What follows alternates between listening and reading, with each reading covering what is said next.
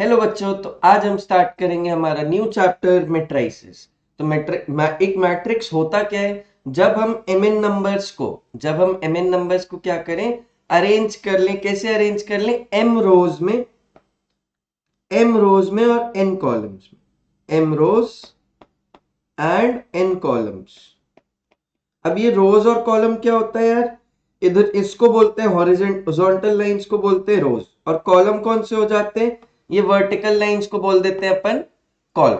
ठीक है, तो इसी में और देखते हैं। जैसे अगर अपन बात करें ये वाले क्वेश्चन की, तो इसमें ये जो मैट्रिक्स है बेटा, उसकी ये वाली पोजीशन को क्या बोलेंगे?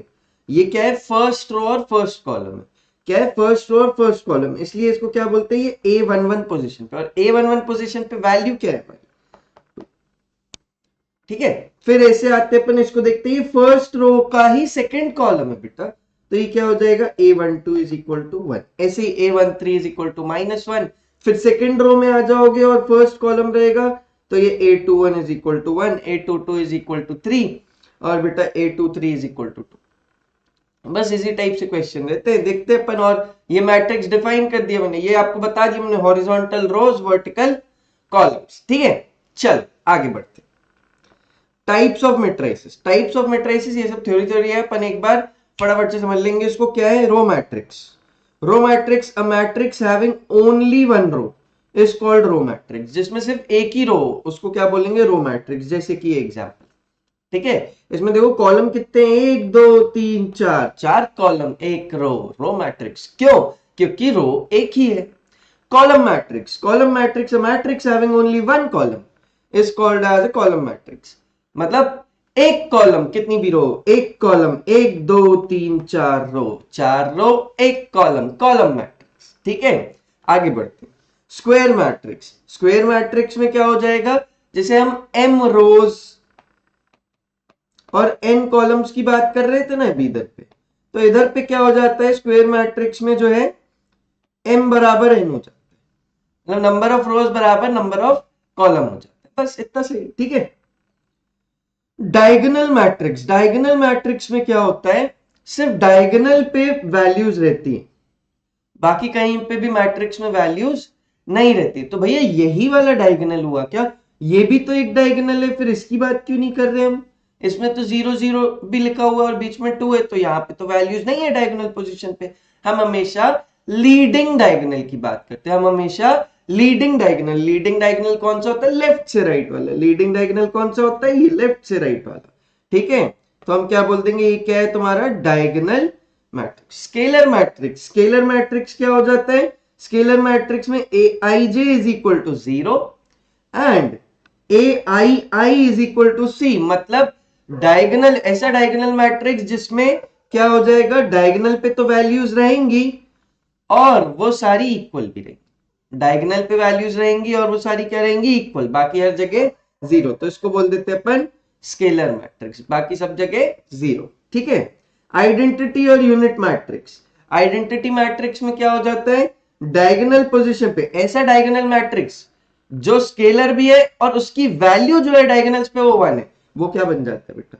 Unit matrix. वो क्या बन जाता है बेटा? Unit matrix can be of order 3x3, उसको हम लिखते हैं I3। ये क्या है? 3x3 है, मतलब 3 रो है 3 कॉलम है, तो उसको क्या लिखते हैं हम?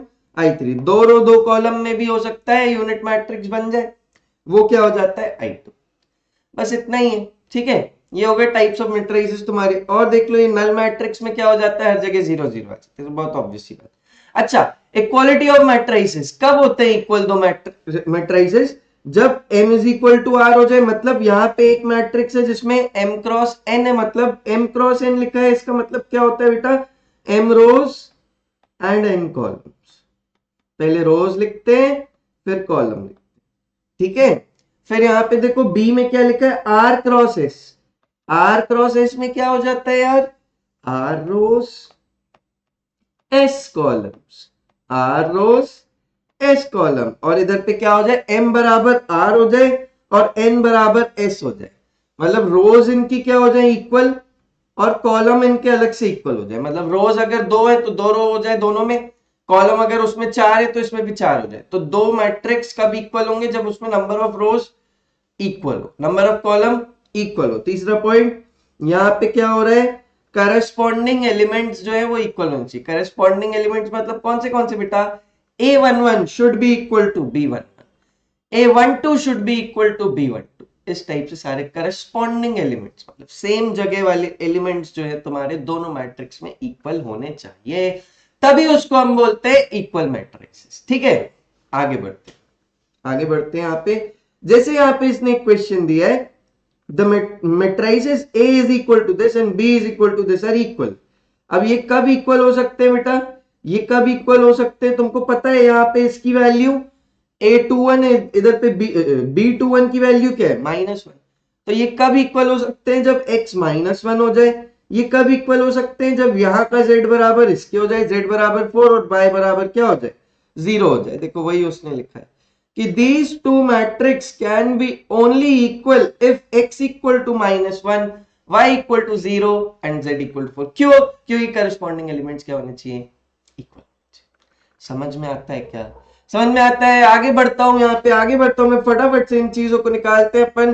तो मेन पार्ट पे आए अपन, मैट्रिसेस और डिटरमिनेंट्स के, जो रहता है लास्ट वाला पार्ट, इनवर्स से जिससे बहुत सारे क्वेश्चन बनते हैं। तो ये बेसिक्स आपको समझने पड़ेंगे, तो अपन ये समझते चलते। Construct 2x3 matrix.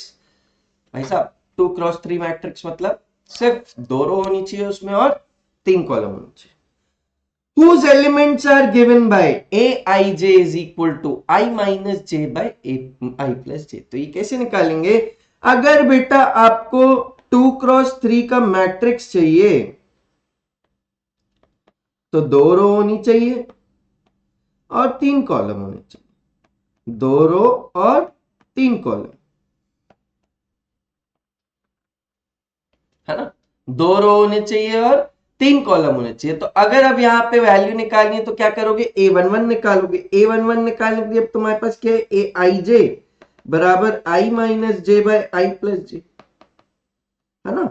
तो ये क्या हो जाएगा बेटा, A11 निकालोगे, A11 की वैल्यू क्या हो जाएगी, 1 minus 1 by 1 plus 1, so this is equal to 0। बेटा A21 निकालोगे, A21 की वैल्यू क्या हो जाएगी, 2 minus 1 by 2 plus 1, this is 1 by 3। ऐसे ही बेटा क्या करोगे, A12 निकालोगे, A12 निकालोगे 1 माइनस 2 बाय 1 प्लस 2, ठीक है, ये क्या हो जाएगा, -1 बाय 3। A12 हो गया, A22 निकालोगे, A22 क्या हो जाएगा, 2 माइनस 2 बाय 2 प्लस 2, फिर से ये भी हो जाएगा 0। फिर A31 निकालोगे, सॉरी A13 निकालोगे, 31 लिख दिया गलती से, A13 निकालोगे, A13 क्या हो जाएगा, 1 minus 3 bye 1 plus 2, -2 bye 3। A23 निकालोगे तो ये क्या हो जाएगा, A23 की वैल्यू 2 माइनस 3 बाय, तो ये कितना हो जाएगा, -1 बाय 5। तो ये सारी वैल्यूज उठा के एक मैट्रिक्स में डाल दोगे, मतलब A मैट्रिक्स क्या हो जाएगा, 0, फिर A12 की वैल्यू -1 बाय 3, फिर A13 की वैल्यू -2 बाय 3, और यहाँ पे क्या हो जाएगा, 1 बाय 3 और 0, और क्या हो जाएगा, -1 बाय 3। तो इसी तरीके से आपका ये मैट्रिक्स कंप्लीट हो जाएगा। तो कुछ फॉर्मूला दिया, उसमें आईजे की वैल्यू डालते जाओ और सब बनाते जाओ। अच्छा, 2 ही रो क्यों बनाई और 3 ही कॉलम क्यों बनाई, क्योंकि गिवन था कंस्ट्रक्ट 2x3 मैट्रिक्स। ठीक है, तो इसी टाइप से आगे के भी क्वेश्चन हम करते जाएंगे। चलो नेक्स्ट क्वेश्चन पे चलते हैं, बहुत सारे क्वेश्चन ही क्वेश्चन कर लेंगे। अब ये देखो a प्लस बी मतलब एडिशन ऑफ मैट्रिसेस का क्वेश्चन। एडिशन ऑफ मैट्रिसेस में एडिशन करने के लिए सबसे ज्यादा इंपॉर्टेंट क्या है कि order of the matrix should be same. Order क्या होता है, जैसे m क्रॉस n होता है ना, तो m क्रॉस n को बोलते हैं this is the order of the matrix. m cross n को कैसे बोलते हैं, this is the order of the matrix. ये क्या है, रोज, ये क्या है, कॉलम, क्या है यहाँ पे, ये कॉलम। ठीक है, तो यहां पे देख लेते हैं a का ऑर्डर क्या है, 2x3, b का ऑर्डर क्या है, 2x3। तो आओ a प्लस बी देखते हैं, क्या हो जाएगा, a प्लस बी में बस करस्पॉन्डिंग एलिमेंट्स को ऐड कर देना। क्या करना होता है, करस्पॉन्डिंग एलिमेंट्स को ऐड कर देना होता है। जैसे मैं इधर पे a प्लस बी की बात करूं तो ये क्या हो जाएगा, 2 plus 0 2, 3 plus 5 8, -5 plus 1 -4, 1 - 2 2 plus 7 9 minus 1 and 3 corresponding elements को ऐड करते चलो, बहुत बेसिक सी बात है, कुछ भी टफ नहीं है। आओ चलो आगे बढ़ते हैं। यहाँ पे क्या हो जाएगा, a माइनस बी बेटा कैसे निकालते हैं, एक स्टैंडर्ड नोटेशन से कुछ मैट्रिक्स के उसको फॉलो कर लेते हैं बेटा। इसको लिखते हैं हम a plus minus of B. इसको कैसे सॉल्व करते हैं, a plus minus of B. अब माइनस ऑफ बी निकाल लेते हैं पहले।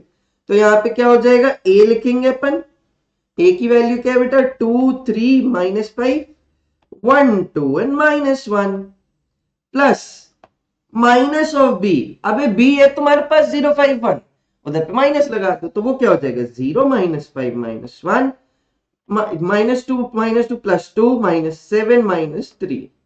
ये हो गया माइनस बी। और इन दोनों को क्या कर दोगे, ऐड कर दोगे। करस्पॉन्डिंग एलिमेंट 2 और 0 2, 3 और minus 5 minus 2 minus 5 minus 1 minus 6 1 2 3 2 7 minus 5 minus 1 minus 3 minus 4। This is your answer.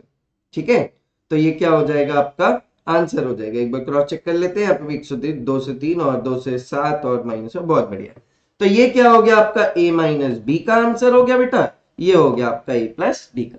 तो ऐसे ही एडिशन और सब्ट्रैक्शन के क्वेश्चंस रहते हैं, इसी पे वर्ड प्रॉब्लम्स भी रहते हैं, वो भी देख लेते हैं। जैसे इसके पहले ये करते हैं, जैसे इसने बोला 3a माइनस 2b।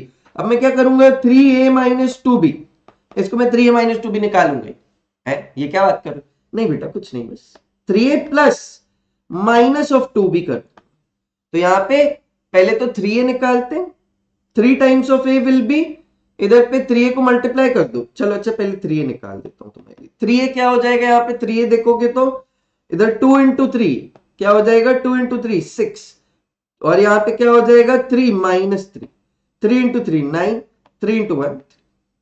और माइनस 2b निकालोगे, माइनस 2b कैसे निकालोगे, माइनस 2b कैसे निकालोगे, माइनस 2 माइनस 8 माइनस 14 माइनस 4। ठीक है, तो यहां पे क्या हो जाएगा 3a प्लस माइनस 2b। ये कैसे हो जाएगा बेटा, बस इनको ऐड कर दोगे। कौन सी value, 6 minus 3 9 and 3 plus minus 2 minus 8 minus 14 and minus 4। तो यहाँ पे क्या हो जाएगा 6 2 4 माइनस 11 माइनस 5 माइनस 1 आंसर। बस ऐसे करते जाना है बेटा। ठीक है, कर लोगे क्या यार, ये सब बहुत आसान है, इसमें कुछ है नहीं ज्यादा खास। ठीक है, ये क्या है, एडिशन सब्ट्रैक्शन के क्वेश्चंस तो बहुत ही आसान होते हैं, आते भी हैं तो 1 2 नंबर के आते हैं। तो आओ यार वो क्वेश्चंस करें जो ज्यादा नंबर के आते भी हैं, वर्ड प्रॉब्लम वगैरह आ जाते हैं 4 नंबर के। आओ देखते हैं कौन से क्वेश्चन। ओहो क्या बात है, अब आया ना question. Two farmers, Ramkishan and Gurcharan Singh, cultivate only 3 varieties of rice, namely Basmati, Parmal and Nora.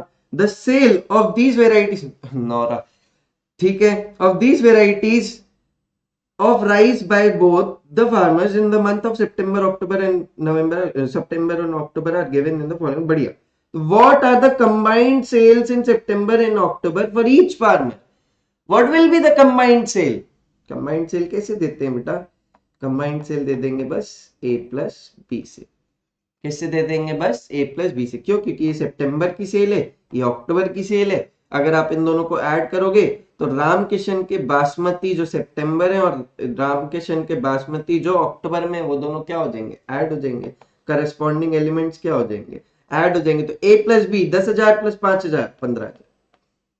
फिर क्या आ रहा है इधर पे, 20,000 प्लस 10,000 30,000,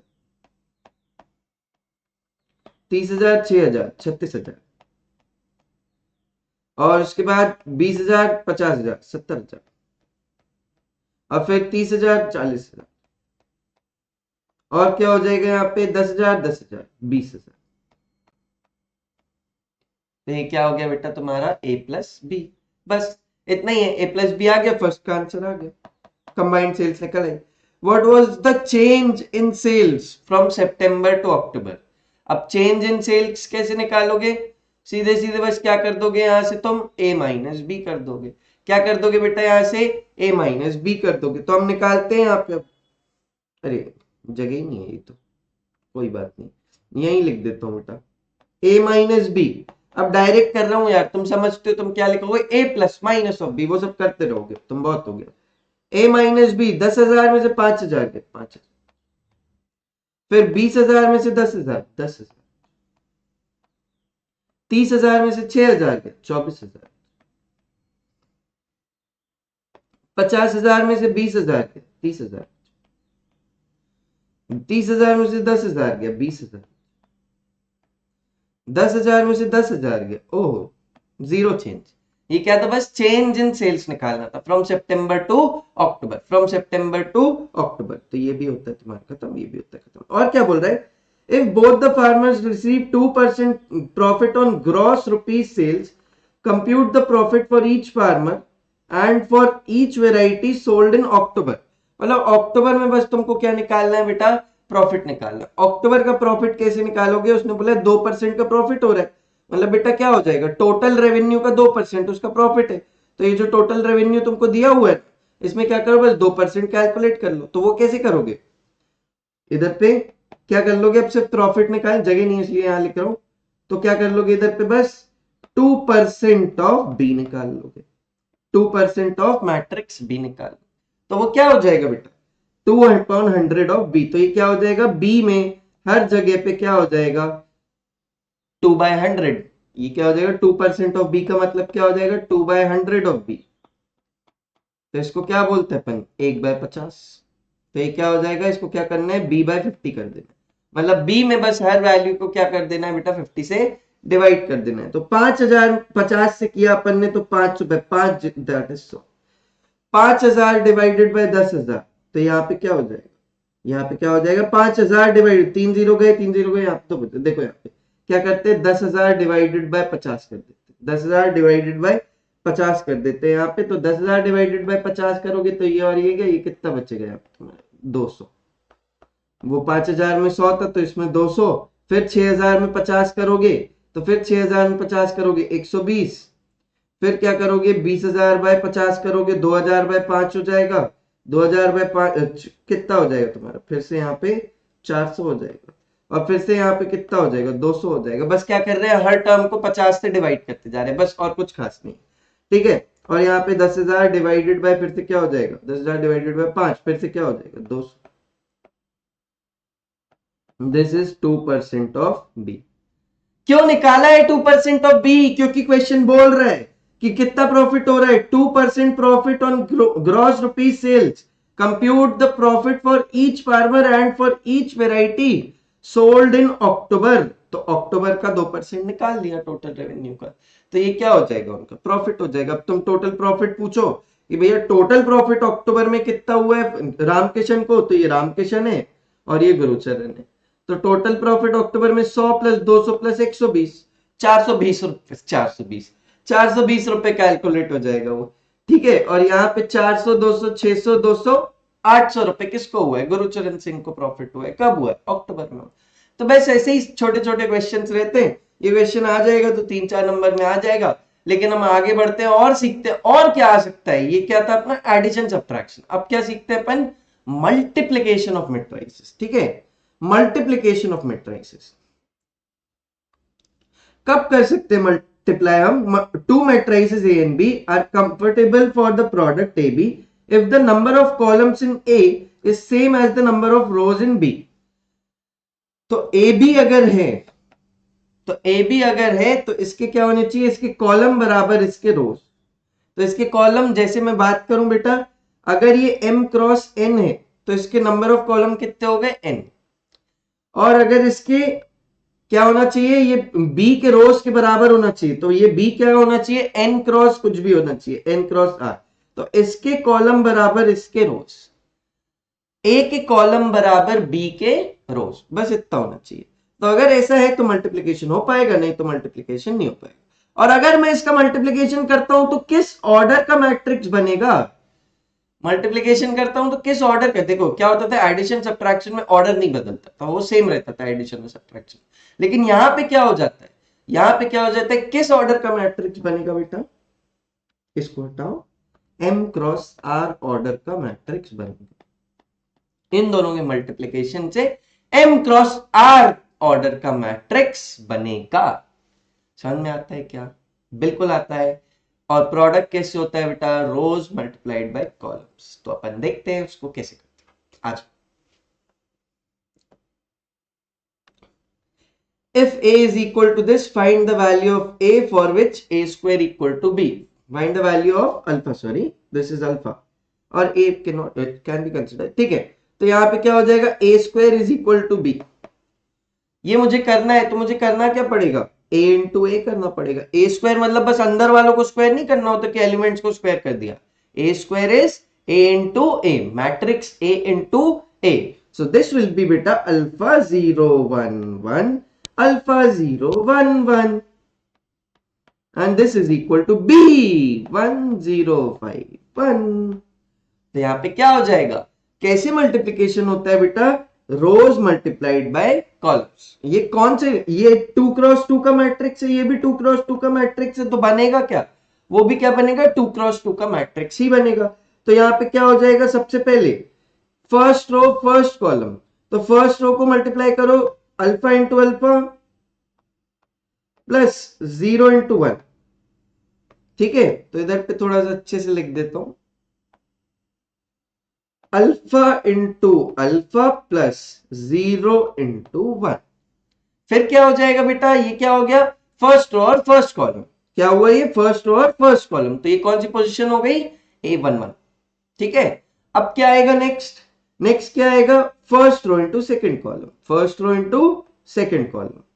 तो first row into second column करने जाएंगे अपन, तो क्या हो जाएगा? यहाँ पे alpha into 0 plus 0 into 1, alpha into 0 plus 0 into 1। फिर बेटा क्या हो जाएगा इसके आगे? Second row into first column. क्या हो जाएगा यहाँ पे? Second row into first column, second row first column, second row first column. क्या हो जाएगा? अल्फा इंटू 1 प्लस, या क्या हो जाएगा? 1 इंटू 1। फिर क्या हो जाएगा?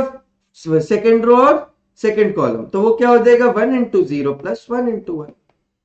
तो ये जो मैट्रिक्स है ये किसके बराबर है? 1 0 5 1। तो देख लेते हैं ये कितना हुआ है। यहाँ पे देखते हैं कितना हुआ है। अल्फा स्क्वायर यहाँ कितना हो गया? अल्फा स्क्वायर यहाँ कितना हुआ है? Alpha plus 2, sorry alpha plus 1। यहाँ कितना हो गया? 0। यहाँ कितना हो गया? 1। And this is equal to 1 0 5 1। तो अगर आप ध्यान से देखो बेटा, तो यहाँ पे क्या हो जाएगा? Alpha plus 1 corresponding elements equal, alpha plus 1 is equal to 5, alpha is equal to 4। ये तो ऐसा आ रहा है, लेकिन क्या इसको एक्सेप्ट कर पाएंगे अपन? यहाँ पे अल्फा इज इक्वल टू 4 की वैल्यू एक्सेप्ट हो पाएगी क्या? बिल्कुल भी नहीं। क्यों? क्योंकि अगर अल्फा को 4 रख दिया, अगर अल्फा को 4 रख दिया बेटा, तो क्या हो जाएगा? इस वाले एलिमेंट में 4 का स्क्वायर आ जाएगा, और 4 का square can not be equal to 1। 4 का square can not be equal to 1। तो ऐसी कोई भी वैल्यू है क्या अल्फा की जो अपने इक्वल कर पाए इस मैट्रिक्स को? ऐसी कोई भी वैल्यू नहीं है। There is no such value for which a square will be equal to b. There is no such value of alpha for which a square is equal to b. क्यों? क्योंकि यहाँ पे क्या होगा? अल्फा की value 4, और इधर से अगर कंपेयर करोगे तो alpha square equal to 1, alpha is equal to 1 ले लेंगे। तो ऐसा होगा क्या कि यहाँ पे अल्फा 1 रख दूं, नीचे अल्फा 4 है? एक मैट्रिक्स में एक ही वैल्यू आ सकती है ना। तो क्या बोलेंगे? There is no real value of alpha for which a square is equal to b. तो आओ चलते हैं अब अपन नेक्स्ट क्वेश्चन में। नेक्स्ट क्वेश्चन में क्या है? ये तीनों मैट्रिक्स को मल्टीप्लाई करना है, तो क्या तीनों एक साथ मल्टीप्लाई हो जाएंगे क्या? बिल्कुल नहीं बेटा। तो क्या होगा? पहले दो मैट्रिक्स को मल्टीप्लाई करना पड़ेगा, फिर उसको तीसरे से कर देगा। तो ये मैट्रिक्स कौन सा है? ये मैट्रिक्स है हमारा 3 क्रॉस 3 का। ये मैट्रिक्स है 3 क्रॉस 3 का। ये मैट्रिक्स क्या है बेटा? यहाँ पे ये मैट्रिक्स में क्या है? 3 क्रॉस 1। तो आपका बनने वाला मैट्रिक्स क्या हो जाएगा? 3 क्रॉस 1। 3 क्रॉस 1 मैट्रिक्स कैसा बनता है बेटा? A11, A21 और A31। तो ये बनता कैसे है भाई साहब? यहाँ क्या होगा? फर्स्ट रो को फर्स्ट कॉलम से करोगे, फिर सेकंड रो को फर्स्ट कॉलम से, और फिर थर्ड रो को फर्स्ट कॉलम से, ऐसे मल्टीप्लाई करते जाओगे। तो ये क्या हो जाएगा? 1 into 1 plus 3 into 2 plus 2 into x. तो इसी टाइप से ये देखो ऐसे सॉल्व कर लोगे तो 1 into 1 3 into 2 plus 2 into x, ये सारा बन जाएगा। इसको सॉल्व कर लोगे तो क्या हो जाएगा? ये 1 प्लस 6 7 प्लस 2x। उसके आगे ये क्या हो जाएगा? 2 प्लस 10 12 प्लस x। उसके बाद क्या हो जाएगा? 15 प्लस 6 21 प्लस 2x। ये इधर पे फिर से मल्टीप्लाई, अब ये क्या हुआ, इन दोनों को मल्टीप्लाई करने से ये मैट्रिक्स मिला, अब फिर से इसको इससे मल्टीप्लाई करना पड़ेगा। तो ये कैसे करोगे आप, सेम बेटा वही सब कुछ, नाटक नहीं है, इधर पे भी अलग। तो यहाँ पे क्या हो जाएगा, अगर आप ध्यान से देखो बेटा इसको, तो ये कौन सा मैट्रिक्स है, ये है हमारा 1x3, ये है हमारा 3x1। तो बनने वाला मैट्रिक्स 1x3, 3x1, बनने वाला मैट्रिक्स 1x1, मतलब डायरेक्ट इस बार हमको वैल्यू मिल जाएगी, डायरेक्ट इस बार हमको वैल्यू मिल जाएगी। तो देख लेते हैं वो क्या हो जाएगा, ये क्या हो जाएगा, अब 1 इंटू, इधर क्या हो जाएगा, first row into first row, तो यहां क्या हो जाएगा 1 into 7 plus 2x plus x into 12 plus x plus 1 into 21 plus 2x, and this should all be equal to 0। इसको और सॉल्व कर लोगे बेटा, तो यहाँ पे आपको क्या मिल जाएगा, x square plus 12x plus 2x plus 2x 16x plus यहाँ पे 7 प्लस यहाँ पे 28 इज इक्वल टू 0। तो ये कितना हो जाएगा, x square plus 14x plus 2x, है ना, स्प्लिटिंग तो आती है अपन को। यहाँ क्या बन जाएगा, x plus 14 into x plus 2। तो बेटा यहां से क्या मिला हमको, x की दो वैल्यूज मिल गई, x की एक वैल्यू क्या हो जाएगी -14, दूसरी वैल्यू क्या हो जाएगी -2। So these are the required values of x। तो ऐसे ही करके बेटा मल्टीप्लिकेशन होता है। मैंने आपको इस टॉपिक में क्या क्या कवर करवा दिया, इस वीडियो में आपका हो चुका है एडिशन के बेसिक्स, सब्ट्रैक्शन के बेसिक्स और आपका मल्टीप्लिकेशन के भी बेसिक्स क्लियर हो चुके हैं। रो इनटू कॉलम होता है मल्टीप्लिकेशन। कंडीशन क्या होती है मल्टीप्लिकेशन हो पाने की बेटा, इसके कॉलम बराबर इसके रो, मतलब प्री मल्टीप्लायर के कॉलम बराबर पोस्ट मल्टीप्लायर के रोज ये बराबर होने चाहिए, तभी मल्टीप्लिकेशन पॉसिबल है। फिर ऑर्डर भी कैसे बनता है बनने वाले मैट्रिक्स का, वो भी मैं आपको बहुत अच्छे से बता चुका हूं। तो आज के वीडियो में इतना ही, नेक्स्ट क्लास में मिलेंगे हम, मैं आपसे मल्टीप्लिकेशन के कुछ और अच्छे क्वेश्चंस और उसके वर्ड प्रॉब्लम्स भी डिस्कस करूंगा, और उसके बाद बेटा ट्रांसपोज, फिर सिमेट्रिक और स्क्यू सिमेट्रिक, बस इतना ही चैप्टर बचता है। तो आज के लिए इतना ही, अब हम मिलते हैं नेक्स्ट क्लास में, टाटा बाय बाय।